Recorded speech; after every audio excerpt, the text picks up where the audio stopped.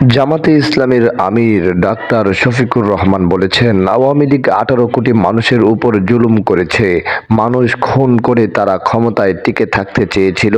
ফ্যাসিস্টরা যেন পুনরায় ফিরে না আসে এবং আমরা যেন তাদের আশ্রয় প্রশ্রয় না দেই।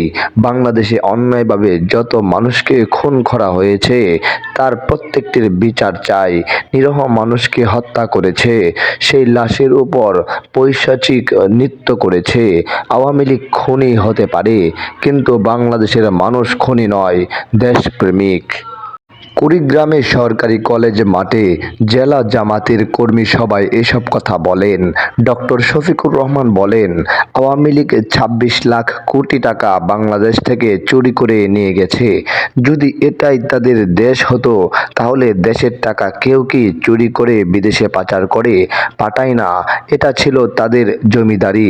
এখান থেকে খাজনা আদায় করবে আর দেশের টাকা বিদেশে পাচার করবে।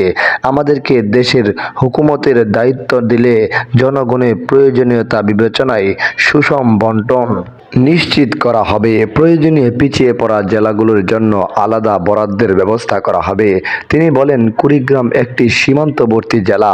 একটা মানুষ অসুস্থ হলে ভালো একটা চিকিৎসা পাবে, তার কোনো ব্যবস্থা নাই।